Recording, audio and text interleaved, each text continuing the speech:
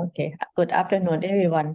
On behalf of the HAACTA Talk committees, we are pleased to have Associate Professor Ruchi Singh Jadon as our guest speaker. Let me introduce her a little bit. Architect Ruchi is currently an associate professor at the DC School of Architecture and Design in the Vagamon branch, Kerala State, India. She received a bachelor degree in architecture from Babu Banarasi Das National Institute of Technology and Management, Lucknow, India, and a master's degree in urban and regional planning from Babu Banarasi Das University, Lucknow, India as well. Her areas of interest and expertise include architectural design, sustainable architecture, history of architecture, and building services. So please welcome Associate Professor Ruchi Singh Jadon to the talk entitled Architecture of Kerala. Yes, please, Professor Ruchi. Thank you, ma'am, for the warm welcome. It's truly an honor to be here. I can start my presentation. Yeah, please start. Yeah, please start your presentation. Okay, ma'am.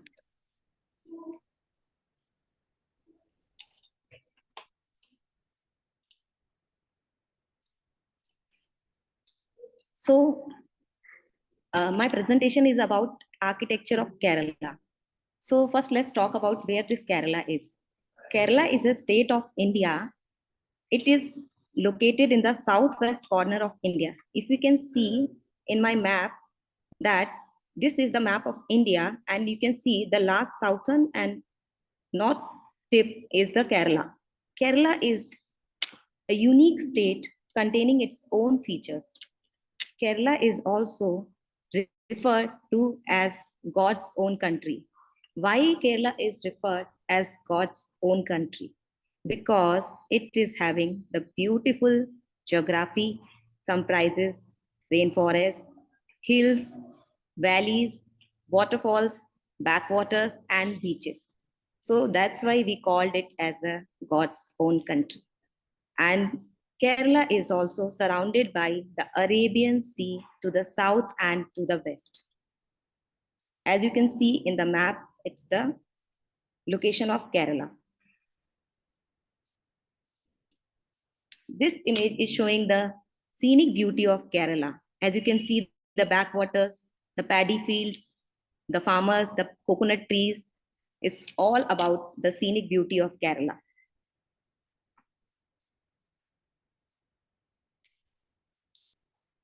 Let's talk about the geography of Kerala.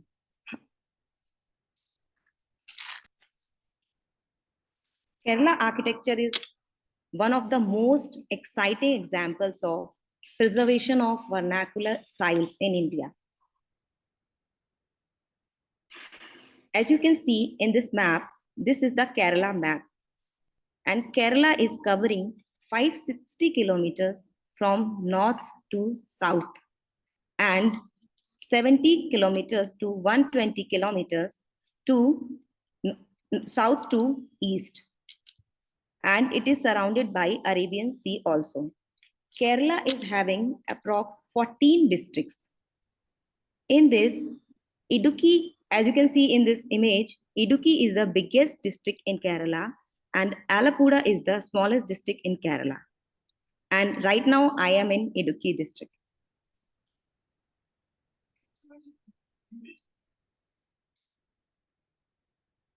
Let's talk about the topography of Kerala. Topography of Kerala is very unique and very different. So it is divided into 3 regions. The first region is Western Lowland, as you can see the lighter area in this map. And the second one is the Central Midland. And the third one is the Eastern Highland. These 3 regions divided Kerala into 3 parts. So let's talk about what is in Western Lowland.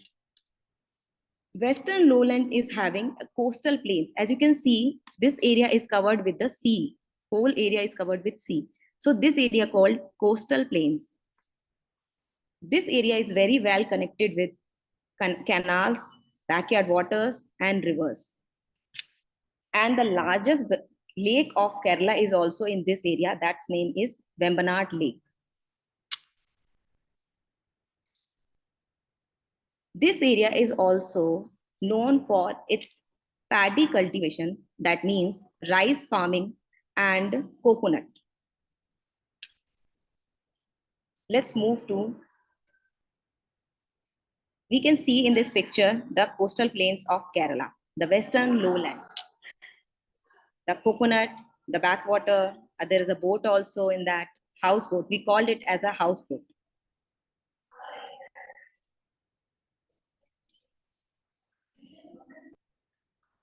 This is central mainland. Central mainland area is covering approx 40% of Kerala. In this is the sandwich between, there are Sahyadri mountains in the east and the coastal plains in the south. So this area is sandwiched between Sahyadri mountain and coastal lowlands. This area is spread over 16,000 kilometers square, which is about 40% of Kerala land. And this region is also known for its intensive cultivation practices. This region is leads, cashew, coconut, and banana production.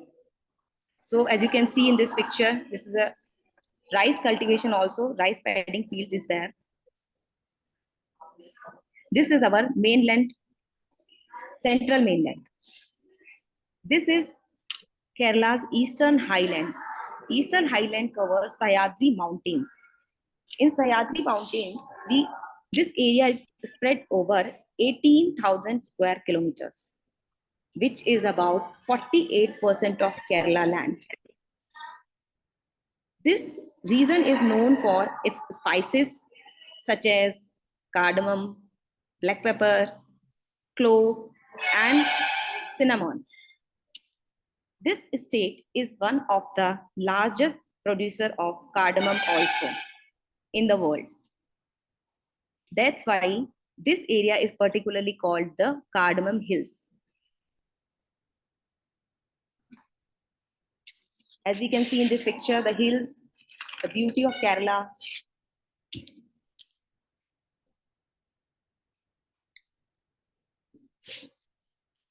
Now we will see what influencing the Kerala architecture. The first important part of Kerala architecture is influence of climate, because here it's a very different climate from the other part of India.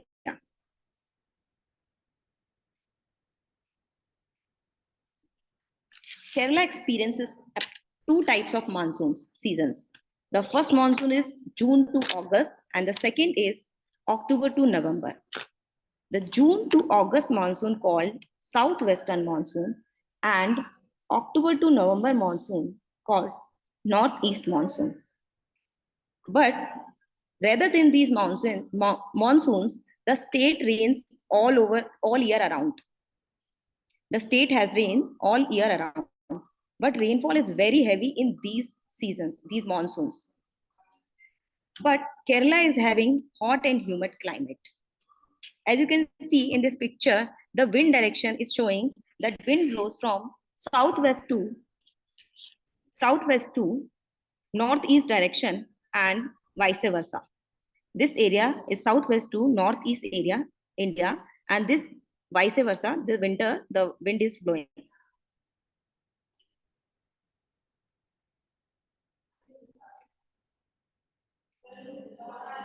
Rainfall map of Kerala. Because there is a heavy rainfall in all the year, we categorize the areas where the heavy rainfall happens. As you can see in the red area, red part is where less than 2000 mm rainfall happens. And in this yellow area, you can see the rainfall is in between 2000 to 2500 mm. And this green area, we are showing 2500 to 3000 mm per year. And this sky blue area, sky blue color is denoting 3,000 to 3,500 mm rainfall. And these blue zones you can see in this map, these zones are having more than 3,500 mm rainfall every year. That's why their architecture is totally different from other area of country. This is the drainage map of Kerala. The whole draining system is connected to the sea. And you can see all the areas are well connected with the canals, backwaters, and the rivers.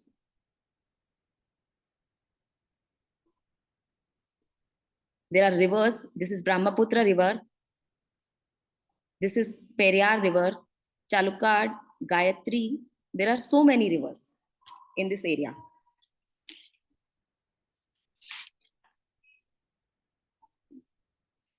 Major factors influencing the regional style of Kerala residential architecture. The major factors which influence the regional style of Kerala architectures are: first is visual characteristics. Here, the characteristics of roofs are totally different from other parts of the India. So as we will see in this picture, the visual character is the most important and striking feature is the slope roof. Sloping roof you will found only in Kerala or nearby Tamil Nadu area. You will not found these sloping roofs in any other part of the country. So we will see in this picture you are seeing without gable, straight gable, and upward gable. There are three types of visual characteristics in the roofing systems of Kerala. And if we will talk about the structural system, majorly two types of structural system followed in Kerala. First one is framed structure, and the second one is load-bearing walls. As you can see in this picture, the first one is depicting the framed structure, column and beams, and the next one is depicting the load-bearing walls. Only the walls are there is no columns. And this one, there is a beam and there is a columns, no walls. So the system whole, the structure is supported by these beam and columns. As we will talk about what type of buildings we will found in India, in Kerala especially. Building types, there will be a single story building, there will be a double story building, and sometimes it will go for triple story also. Majorly, you will found single or more than one. That's all. Materials which we used for superstructure is majorly laterite for foundation and basement, and roof we will use timber with thatch or tiles for covering. For walls, we use either timber, laterite, or bricks. As you can see in this picture, materials used for superstructure is laterite in the front and the wood also.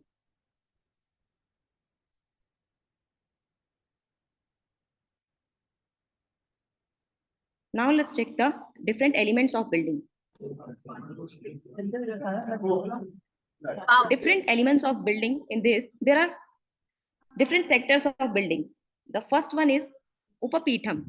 If you will see in the picture, the first one is Upapitham. From the down to up, if you will go in this section, you will see the Upapida. That's called Upapitham. That is an additional basement in a house. Then comes Adhisthanam. These all names which I am telling, Upapitham, Adhisthanam, these are all Malayalam language words. So the Upapitham is additional basement. Adhisthanam, basement with or without Upapitham, additional basement, and you can see in the 2 number. And the Kaluyaram, the distance between the floor level and the bottom of the wall plate, literally meaning height of column or wall, as you can see in this picture. This, from this to this, that's called Kaluyaram. Then comes Melpura, the distance between wall plate and the topmost part of the roof, called Melpura. That means this area. That's called this area.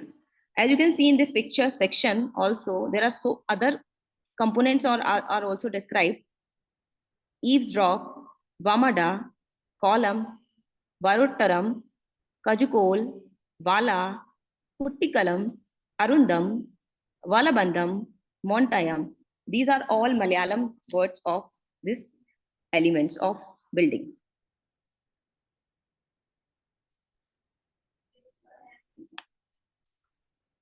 vertical portion of buildings. When we will see the architecture of Kerala houses, we will see the proportion of building is totally different. So what they do is total height of the building from the ground to the bottom of the wall plate called Padamana. This area called Padamana. For smaller houses or huts, Padamana is equal to 3 hasta. We calculate this from hands. 3 hasta means 3 hands. 6 angula padmana is equal to width of the building. 6 angula means 6 finger. Angula is a finger here called angula. 6 angula padmana is equal to width of the building. So max padmana is equal to 1.5 times of the width. Adhisthana, that means plinth, is fraction of padmana. That means it can be 1/10 or 1/3 of the this plinth area. There are different types of adhisthana forms of houses. You can see vertical elements में you can see bhumilamba, adhisthana, bitti, prasthana, griva, shikhara, and stupi. So what is bitti? Bitti is, you can say either it's a wall or it's a column. Butti can be a wall plate. It can be a 1/12 to 1/6 of padmana. It can be divided into 9 to 11 parts or 2 parts also, from base and 2 parts from capital. The base is decorated with pedestal and capital with bracket. Top dia is less than the bottom dia with uniform tapering. As you can see in this section, the top dia is less than the bottom dia with uniform tapering. The architrave has thickness equal to the diameter of the pillar. Architrave is equal to uttara, that means wall plate or beam, we can say in other word. Beam is fixed to column by mortise and tenon joint. In this picture, you can see the junctions. There are 2 junctions in the column. This is how they are jointing them. Kanda, Oma, pedestal. And this area is depicting this column.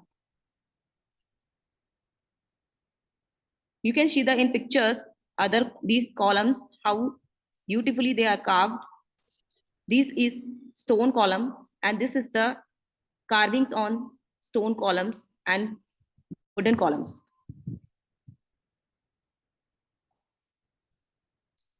Roofing system. Traditional roofing system is having the pitched roof, that is having a roof tiles. There are some air gaps also in between the roof tiles to circulate the air ventilation because it's a hot and humid climate here. The ceiling, high ceiling, and the gable in between.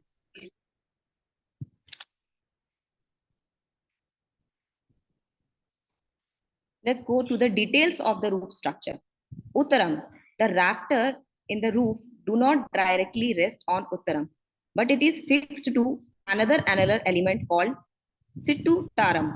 It is placed vertically above the Uttaram and is fixed by means of chusi. As you can see the second picture, there is Arudam and there is a Chittu Taram, and then there is a chusi which is fixed from the Chittu Taram to Arundam.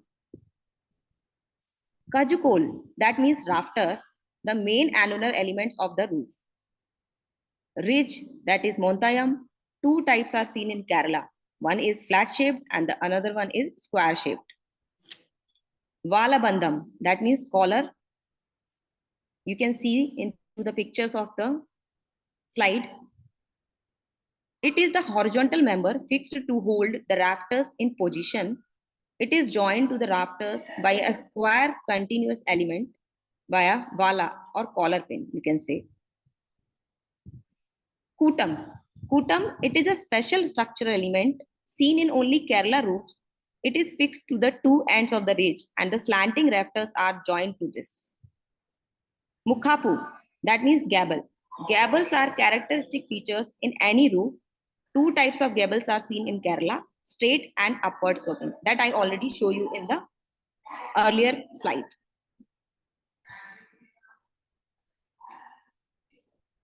concept of Arudam. What is Arudam? Why the Arudam is there?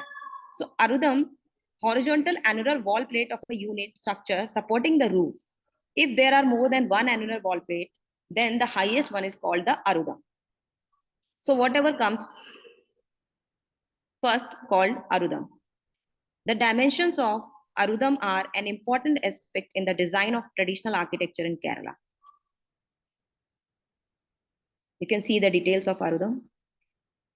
This is the image showing the interiors of a traditional roof, which is in houses of, you will found in the Kerala houses, the gable, the interior, the rafters, the frame structure made by timber. All things are mostly covered in the timber. The material they are using is timber. This is the exterior part of a traditional roof.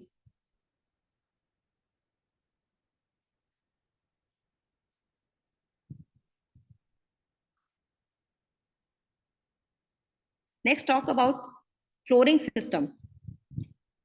The most common type of flooring system is beaten earth, polished with cow dung at regular intervals, and the smoothness was achieved by polishing the floor with a particular variety of banana. As the banana is also easily available in Kerala and it's a very vernacular material that they use in floorings.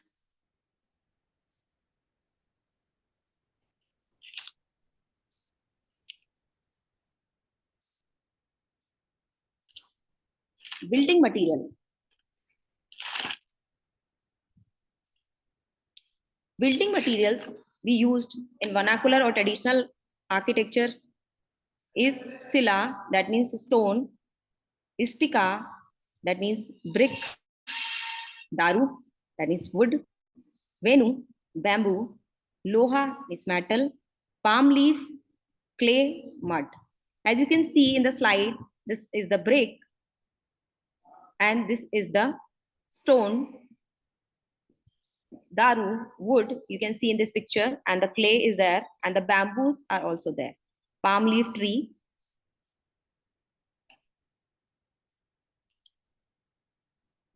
Materials and techniques of construction. How they are constructing these houses with the techniques and what materials they are using for what purpose. Brickwork represents the only material in which the 5 elements like earth, water, air, fire, and ether were combined. Hence, in India, laying of first brick or adhistika becomes a sacred practice. We always do the sacred practice before putting first brick. The movement of Vedic people along the Gangetic plains, they become familiar with wood. Primate forms of construction in this evolutionary process were buildings of mud, wattle, bamboo, and leaves. Sila, that means stone. Early stonework was in its natural state. Rock was sculptured to form temples, that is in Kailasnath at Ellora, or monoliths, Ratha of Mahabalipuram. It is in Tamil Nadu right now. Transformations and developments in architecture gave way to use of stone and add pillars, capital, base, brackets, beams, roofing slabs, etc. Stones were identified with respect to their color, grain size, and hardness. They were classified according to their strength and workability.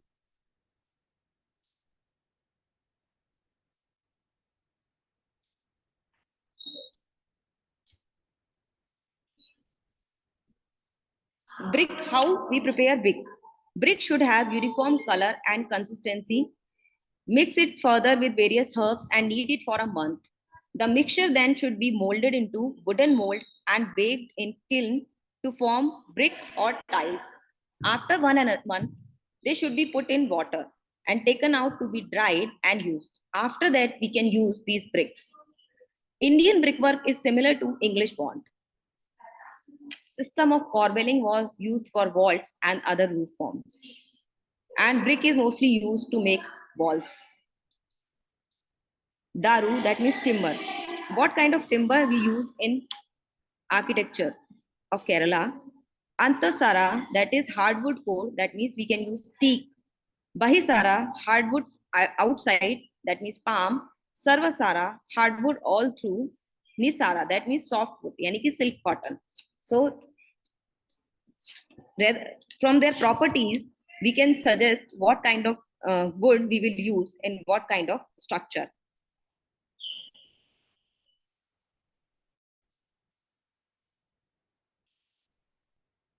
This image showing timber as a building material.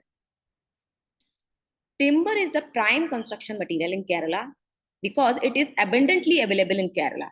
Like examples, bamboo, teak wood, rosewood.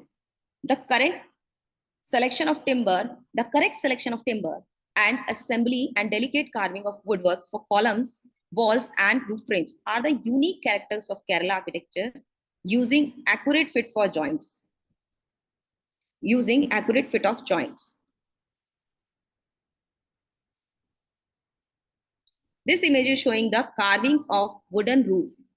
This all roof is made of from wooden and the carving is well intricated.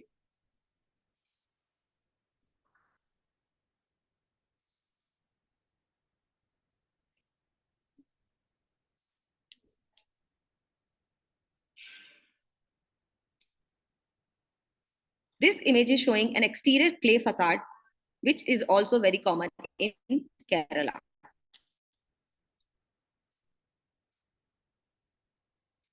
This image is showing the stone pillars, the material stone we are using as the pillars and the roof beams in columns.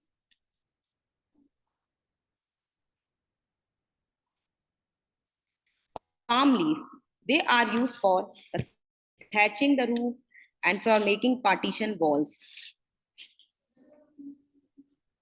Along mud. Vastu Vidya traditional architecture. So in Kerala, we follow Vastu Vidya architecture. What is this Vastu Vidya architecture?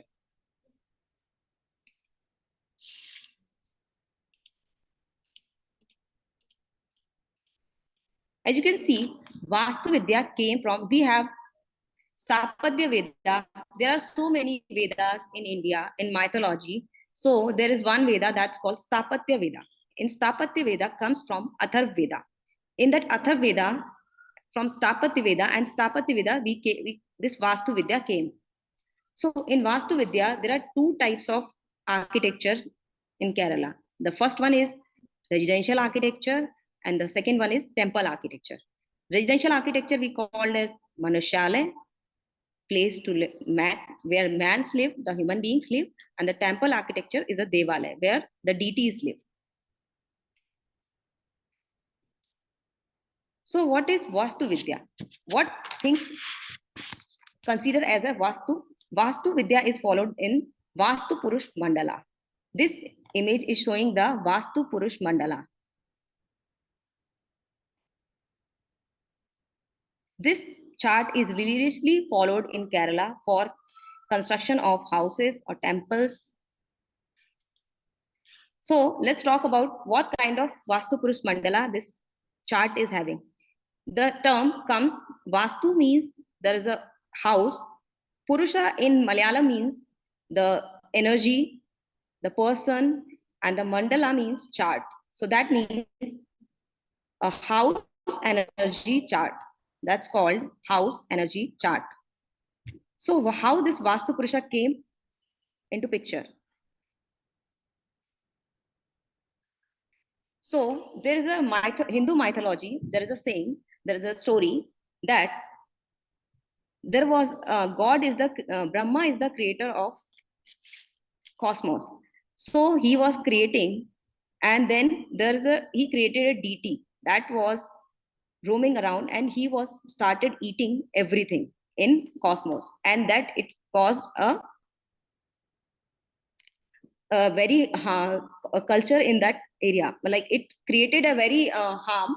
Then all the gods or the deities were thinking, what is happening? So they went to Brahma And then they asked why you created a human being, a creature like that, who is eating everything in the cosmic. Then he said, yeah, this is wrong. So what we can do is, that person is getting bigger and bigger after eating the everything. So we can push him if we will all come together. So with Brahma, DT, 45 other DTs came together and they pushed this human being or human creature as a kind of a DT into the earth. So this kind of image came when they pushed this human being as a on the earth. So there were 45 gods, deities. So what happens then? This creature asked, "Okay, why you are giving me punishment? Because I didn't do anything. This is done by you because you created me." So Brahma said, yes, that is correct. So what he did is he gave this person that energy and he gives these charts to people. Like he put these deities on the places. Whosoever will use this chart as a house vastu or house chart, that will be the house will be very positive energies, and the wealth and the other things will increase in that house. So everyone religiously follows this chart as a Vastu Purush Mandala. So how this chart is followed? So where this Brahma hold this creature that called Brahma Pilace, and the other deities like Arama, Mitra, Gandharva, Yama, Garuda, Vita, Usha, Anila, and other deities holded this creature, they took their places. That place is called to for them. So for example, if you see in this picture, you can see that east, west, north, south. The center is open space, more light and air. So this is a very positive space, center space. Ideal for plants, tulsi plant, which we usually it's also a sacred plant in India. And east, we can keep our washrooms, open spaces, guest rooms, living rooms, study rooms. And this area is called fire area. So in this area, we can keep kitchen, electric meter, storerooms, and other things. And south called is the down part. So southwest, they thought this will be the better for master bedrooms, dressing rooms, heavy items, cash box, and other things. So that's how they generated this chart to make Vastu. So that's this chart is religiously followed in traditional architecture of Kerala. That's called Vastu chart.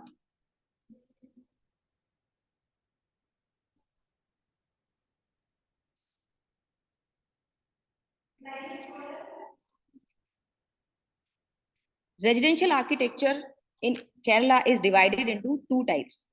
One is on social status, and the other one is what is the profession of that person. Like Cherry, Chala is for slaves, Kudi is for blacksmith or goldsmith, Varyam is for temple servant. Whosoever is working in temple, they will live in Varyam, and the slaves will live in Chala. Blacksmith and goldsmith, like kind of a slave, they also live in Kudi. And Veed. Veed is a Nair community. So they decided that Nair community house is called as Veed. And there is a Kottaram. Kottaram means where Raja lives or king lives. So they decided the names on the status of social status and the profession of the person.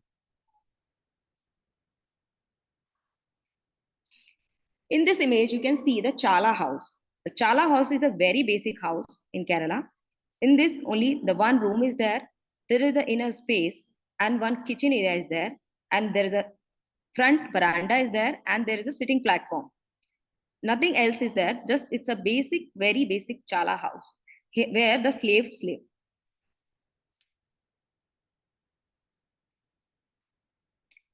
Next comes Veed, where the Nair community lives. So from Veed, from Veed comes Hall, means Shala. Hall, Shala. So it is categorized into four categories, the Shala or Hall. First one is Ek Shala, that means one Shala, one hall. Dvishala, that means two halls. Trishala, that means three halls. And Katushala, that means four halls. 4 or more, we can say Katushala. And the Katushala's other name is Nalaketu also. So as we can see, there is a 4 categories of shalas in Kerala. Ekashala, Dvishala, Trishala, Katushala, or Nalaketu. But mostly you will find out in Kerala, Ekashala or Nalaketu. Nalaketu is religiously followed in Kerala. The most houses you will found as a Nalaketu. From Nalaketu, it will come as a Etuketu, Patinarketu, that means 4, then 8, 4 blocks, then 8 blocks, and then 16 blocks. Patinar, that means 16 blocks. This is the plan and view of Ekashala house. Ekashala house, there is a Kalavara, that is storage area, Arudam area, that is a veranda, staircase, Alindam, that is also veranda covering the whole house, and there is a Uttaram. There is a Nilvara, if you can see in section. This is the storage space in the houses, where they store all the grains and all the materials of the house. That image is Ekashala house. This is the view of Ekashala house. This whole veranda is covered from roofing because of the climate. Because whole year the rainfall is very heavy, so they covered all the walls from these verandas.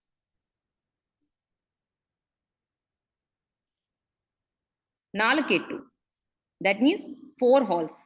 So Nalaketu house is having 4 halls, 1, 2, 3, 4. That is connected with roofing. In Thai architecture, if you will see, this is also a Thai architecture image. If you will see, there are 4 halls, but they all are covered with the different roofs. Like there are 4 other roofs. But in Nalaketu, you will see there is a single roof which is covering all the 4 floors, 4 halls. So this is a little, what we will say, the resemblance in the Thai architecture and Kerala architecture, Nalaketu house.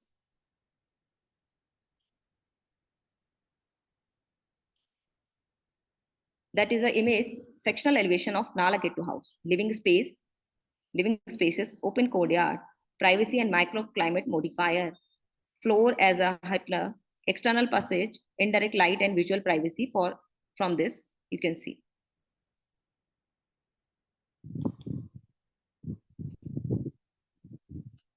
There are 3 resorts of Nalaketu. First is, the Kerala is also divided into 3 parts: North Kerala, Central Kerala, and the South Kerala. So there are the variation of the houses also in whole Kerala. So if you will see in the North Kerala, you will find the Nalaketu of this type. Nalaketu house in North Kerala. Central Kerala, you will find this kind of Nalaketu, single story.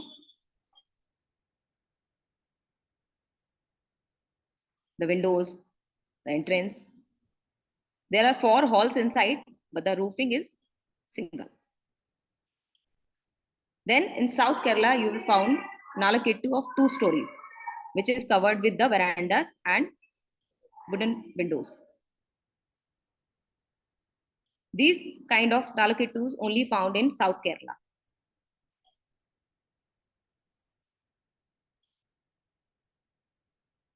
So these were the types of Shala houses.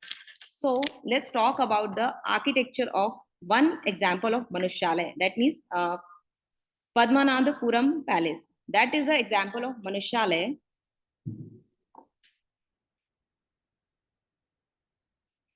The Padmanabhapuram Palace is the palace where the king lives. It is also a World Heritage Site. This Padmanabhapuram Palace is situated in Padmanabhapuram Fort, was built in the 16th century CE as a royal palace for the Maharaja of Travancore. The palace complex is spread over 6.5 acres of land, reflecting the vernacular wooden architecture of the region. It is located in the Kanyakumari district of Tamil Nadu. This place sits peacefully within the grandeur and wooden intricacies. The structure gets its name from the kingdom deity Padmanabh, the Lord Sri Padmanabh. That's how this name came, Padmanabhapuram Palace. This place is replete with wood carvings and beautiful architecture that reflects the great craftsmanship of the region. It is based on the historic building system Takku Shastra, that means the science of carpentry, unique to this region. The place was once ruled by the Travancore royal family, now is maintained by the government of Kerala Archaeological Department.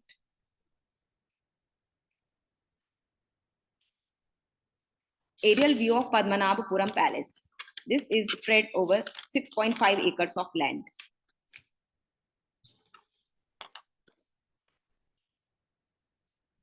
The land on which the palace is placed was rich in timber. So all the built heritage was only constructed in timber or by using the best of wood. Laterite stone was used in a limited capacity only whenever it was necessary. The roofs were thatched and clay tiles. The roofs were thatched and the clay tiles were used, put in a structure to increase its longevity. There are carved wooden pillars and carvings on the roofs of the palace. Windows are in wood, as well as the ventilation rooms and corridors, immaculately carved wooden beams, panels, and even unique lamps and narrow staircases that joins the floor together. The complex has many structures, such as the palace, that means Kottaram, houses or structure, that means Pura, mansions, Malikas, and villas. Large halls, that's called Mandapam. The specific component included in this Padmanabhapuram Palace is reception hall, that's called Pumukha. This area you will see, this is called Pumukha. Then living quarters, that means Kottaram. The mother's palace, High Kottaram. A kitchen and dining hall, Uttupura. A ritual and prayer hall, Homapura. A multi-storied building, Upari Malika. An armory house, Ayudhpuri. Entertainment hall like Chandra Vilasam and Indra Vilasam. These kind of components we will find in this palace.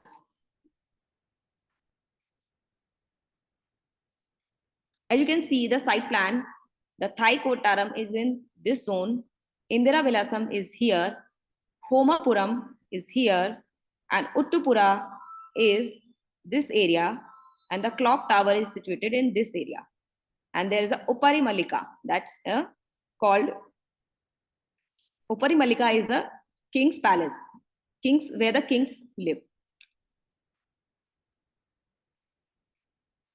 The interior view of Thai Kottaram, that means the mother's palace, mother's place.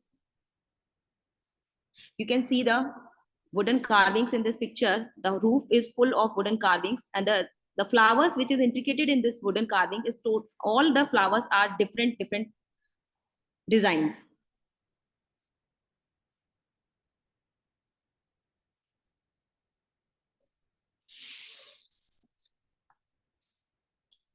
Pumukha Mallika, that is entrance.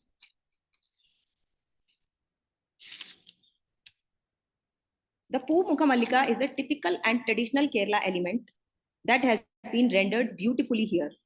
The double-storied Pumukha Mallika, the ground floor of which houses the Pumukham, that means a pillar veranda, as you can see in this picture, once served as an important venue for the royals to meet officials and guests. So when the Raja has to meet, the king has to meet the people, they has to meet in this area. It was a very royal venue for meetings of official and guests.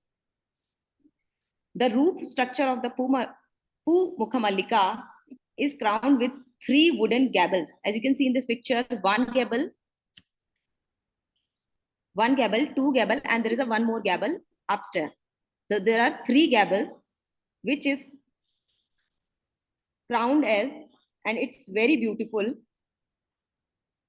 This is the tired one above the one forming on important visual feature. The gables are carved with auspicious symbols, including figures of gods, mythological creatures, and floral motifs. You can see in this picture the motifs carved on wood in this palace, the gods picture, the floral motifs, and the animals, the mythological creatures.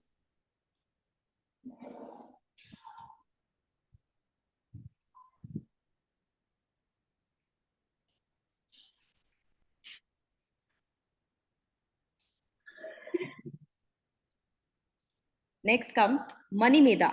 This is also another part of the Padmanabhapuram Palace. Manimeda is a clock tower. This is in the north zone of the palace. The north wing of the Pumakalika is having the Manimeda, that is clock tower. This large clock, estimated to be around 200 years old, is based on a classic weight and pulley mechanism. The function of the clock was regulated by a heavy pendulum. There is a thick circular frame of the face of the clock marks with Roman numerals. As you can see, there is a Roman numerals on the clock. A projecting gable, this is a projecting gable, which protects the clock from natural elements, is supported by two pillars and a balcony set with fine fingering work. In the olden days, it is said that you can hear the sound of this clock or the chime of this clock from 3 kilometers far.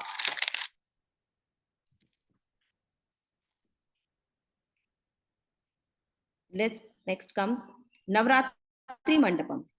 This is a hall used for entertainment purposes. And near this hall, there is a sheer beauty of Dravidian architecture in stone. The rectangular performance hall is connected with a temple where the idol of goddess Saraswati was placed. The Navratri Mandapam was the most active session in the palace complex, where renowned architects of South India come and performed before goddess Saraswati. So this is Navratri Mandapam. Navratri Mandapam, inside picture, pillars, stone pillars.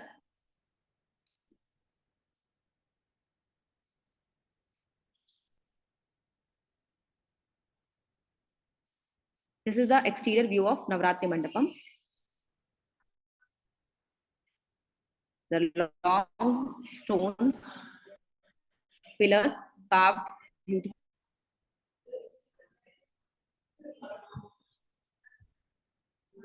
Next comes Upari Mallika. This place is a grand multi-story structure that symbolizes wealth, royal power, and the realization of God. It perhaps most revered structure in this complex. These ancient mural paintings are found here are believed to be invaluable and sacred. This is Upari Mallika. Uparika Mallika.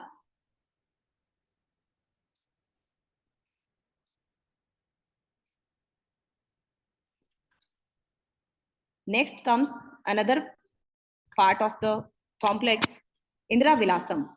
Indra Vilasam is a double-storied mansion said to be constructed as a guest house for Western dignitaries who visited the royal court of Padmanabhapuram Palace.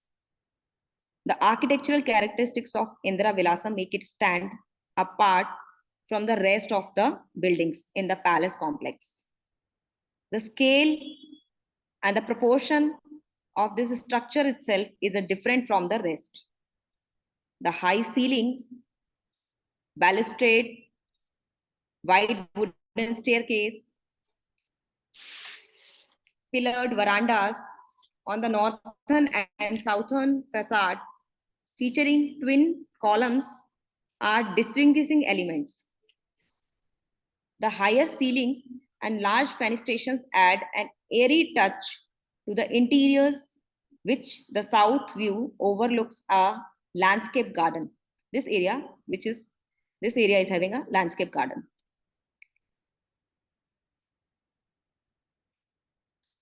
This is the entrance of Indra Vilasam.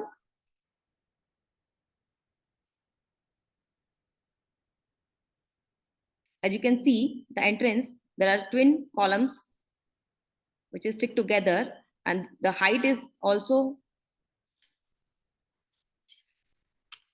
there.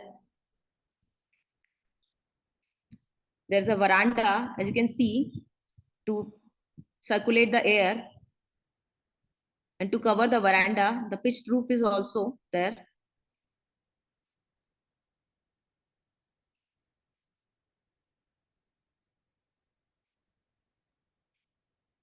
The inside wooden staircase of Indra Vilasam. These are the wide wooden staircases, which is made of wooden, specially to go from this floor, first floor to ground floor. The railing also is carved from wooden. Because wooden was available abundantly, the whole palace is mostly using the wooden as a building material.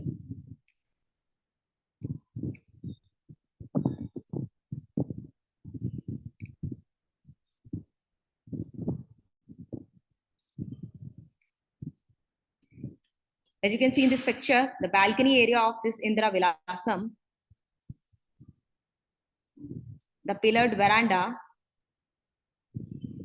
which is having the twin columns,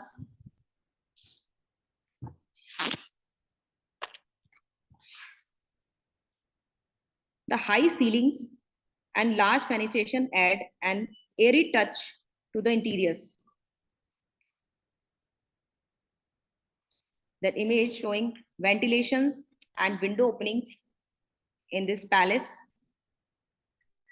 These kind of carvings and intricate detailings is done in this palace very beautifully, as you can see in this picture.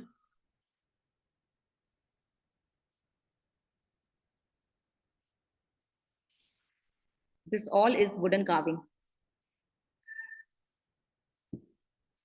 Building material and construction. Mostly building material, as I told you, the wooden is abundantly used in this palace, and then laterite stone is used for the columns and other purposes. This is the Pumukha Palace veranda.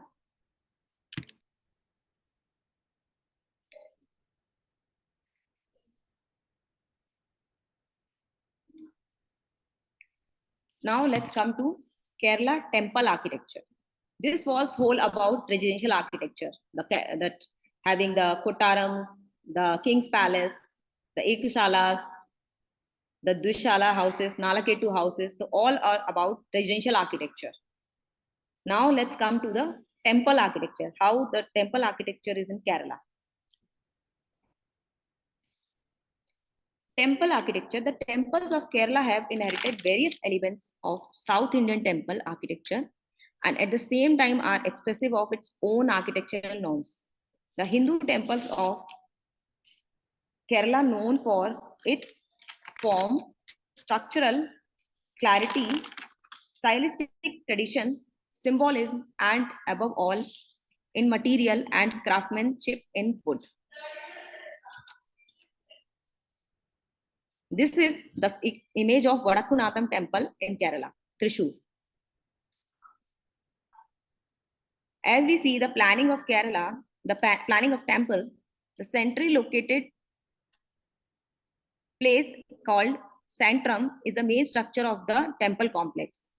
It usually stands in east-west axis. You will see that all the temples in Kerala stands in east to west axis. All the temples east to west only. The plan may be square, rectangular, circular, or elliptical or apsidal, but they will be in the east to west direction.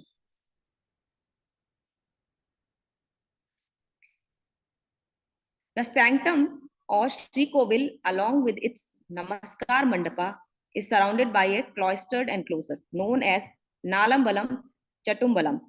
As you can see, this is the area of Sri Kovil. this area called Sri Kovil, where the deity lives. The god's place, this is Sri Kovil. And then comes Namaskar Mandapa, where we can worship, we can pray to God. And this area is surrounded by Nalambam. This green area, you can see, this is Nalambam.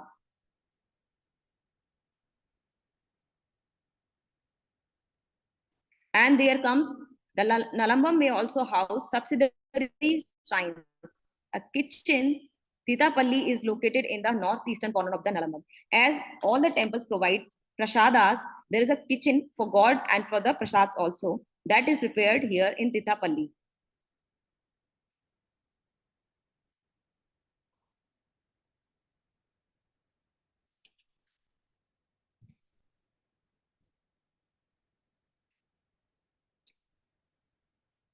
Next is the main entrance of the Nalambal opens into the Agra Mandapam. Agra Mandapam. This area is called Agra Mandapam. This is the entrance of the temple. So this area is called Agra Mandapam, main entrance. If the Agra Mandapam is absent, there will be a Balika Mandapam. Is built in its place. If there is a missing of Agra Mandapam, then there will be the Balika Mandapam. But there will be something here, the Agra Mandapam or Balika Mandapam. Then comes Dvaja Stambha. Flagstaff of the temple is placed in front of the Balika Mandapam. The main entrance to the interior is located here, and a straight passage cuts through the Balika Mandapam or Agra Mandapam and Nalambam. Like this, we can go here and then here, say we can move either here or here. This whole area we can go. So this is called Agra Mandapam and this is called Dvaja Stambha. And again we will see, this is a Sri Kovil, this is Namaskara, and this is the kitchen area, and this is Agra Mandapam, and this is Dvaja Stambha. In this, you can see it properly. This is a typical temple complex. Sri Kovil, Balikalu, Namaskar Mandapam, kitchen area, Chatumbalam, and Nalambalam. That is also, there is a temple well also. Nalambalam is also a walking area where you can walk and do a God prayer.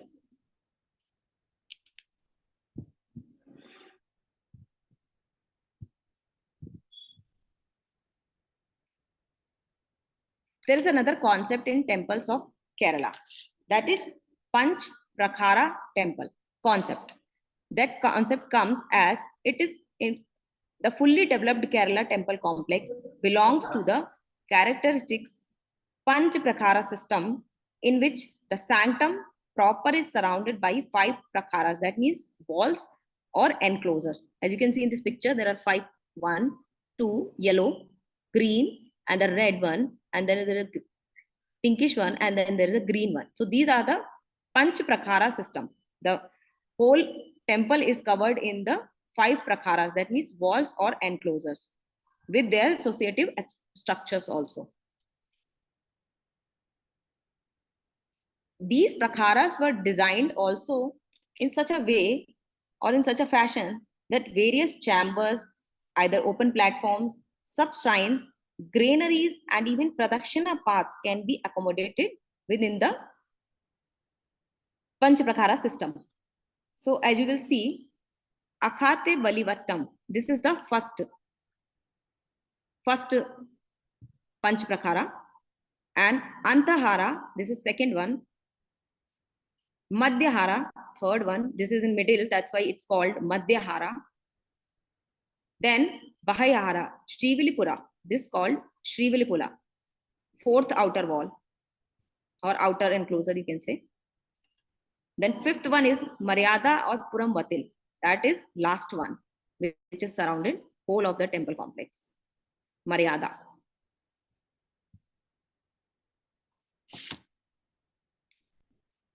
So what is Akhate Balivattam? As I told you, this is the innermost enclosure. This is the innermost enclosure.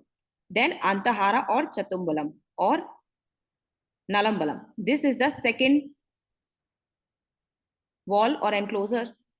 Then comes Madhyahara or Vilakumattam, structure affixed with galaxy of lamps. It is the structure that encircles the Nalambalam. This area encircles the Nalambalam. It is affixed with hundreds of equally spaced oil lamps. This area is affixed with, this whole area is affixed with hundreds of equally spaced oil lamps, which on the time of prayer, all lit on one time. Then comes Bahayara or Purathe, that means outer, yani ki Balivattam or Shivilpura. This is the fourth enclosure of a temple. The enclosure between Vilakumattam and the outer Prakhara wall, that called Maryada. And then here comes the last one, the reddish one, the Maryada or a Puramattil, that means outer wall including Gopura.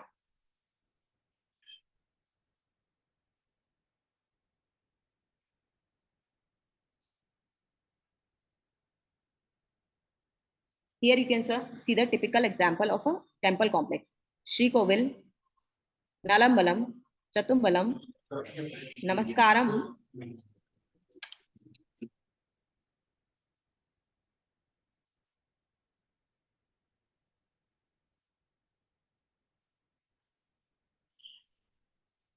In this image section, you can see the elevation of a temple roof.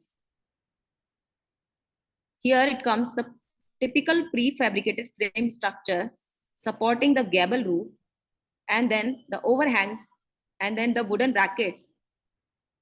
All is covering the structure of the temple.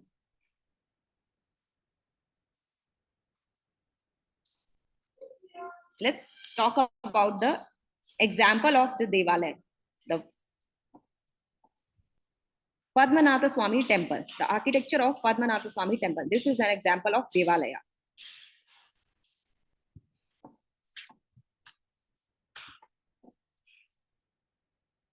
Padmanatha Swami temple has a distinctive style dominated by the use of wood and supported by stone and walls.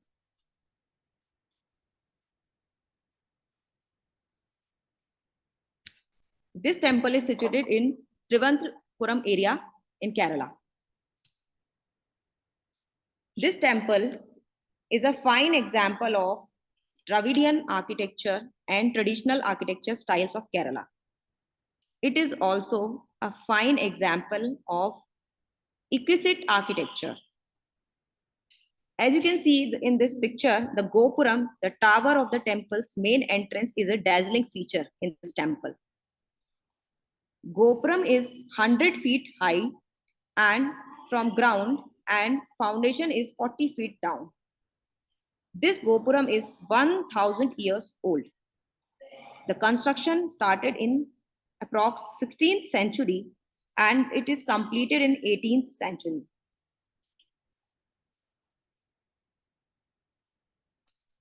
Padmanatha Swami temple.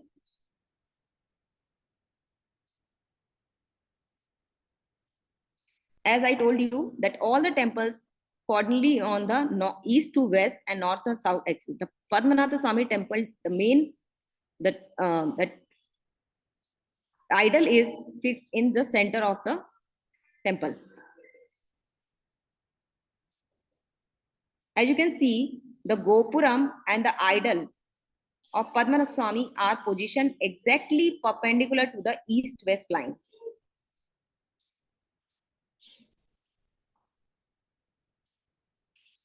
Exactly perpendicular to the east and west line.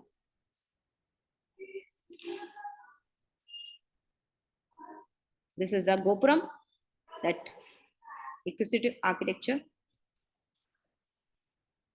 This is the layout of Padmanatha Swami temple complex. Entrance, Gopuram, then the chambers, those 5 chambers, and the main deity place, Sri Kovil.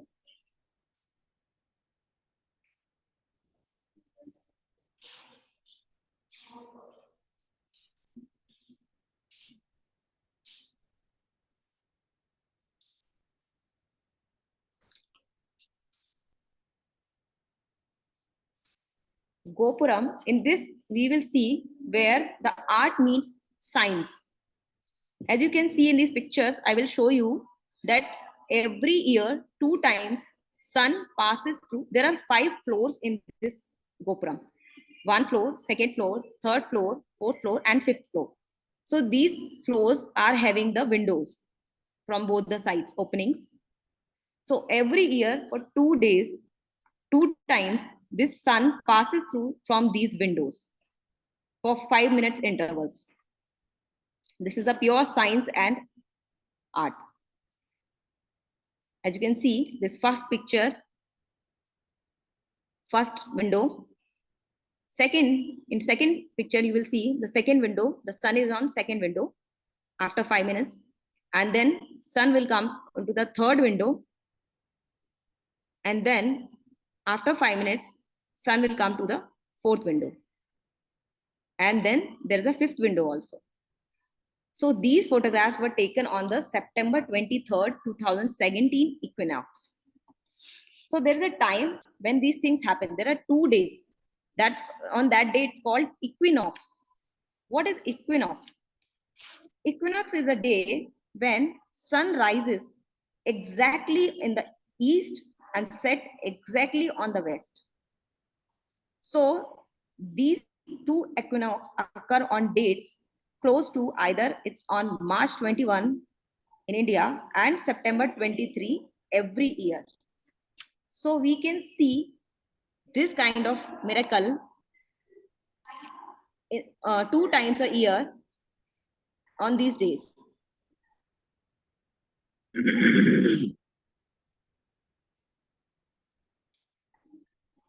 In this image, you can see the rising positions of the sun drifting over the course of a year from north to south. Then September 22, this sun is going this. Then at this time, September 22 on March 21, the sun comes exactly perpendicular to east.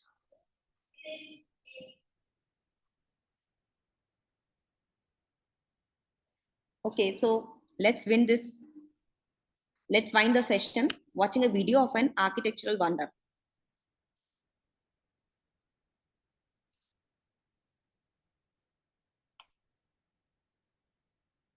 As I told you that art and science, you can see in this video properly what happens on those 2 days.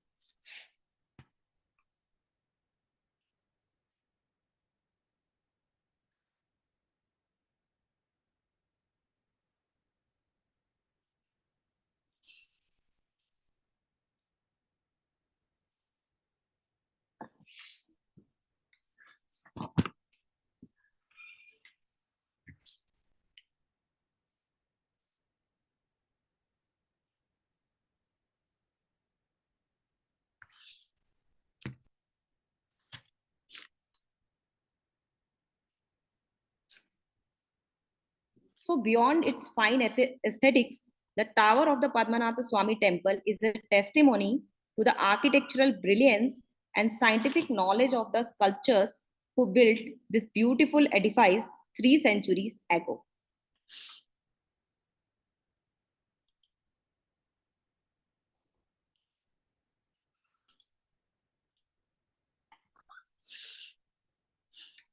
So that is temple architecture in Kerala.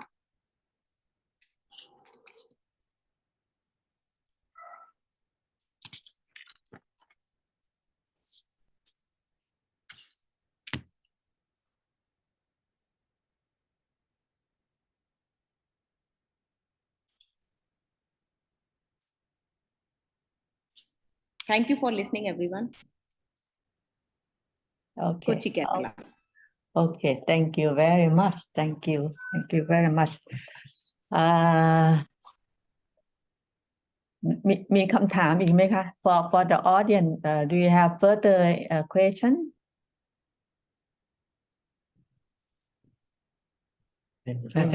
ไม่มีนะคะ Okay, so no more questions. So many thank you again for Associate Professor Ruchi for sharing your knowledge with us and the audience. Thank you so much. And we gained a lot of knowledge from your talk today. Thank you so much. Yes. Thank you. Okay. Thank you, Thank you ma'am, very for much. inviting me and giving this opportunity. Thank you so much. Yeah, thank you so much too. Thank you so much for the audience as well นะคะขอบคุณผู้ฟังทางบ้านด้วยนะคะ and actually we organize the talk almost every month. If we have the next talk we will post in our website and the faculty website so you can see what happened in our activity for the next talk. Okay, thank you so much. So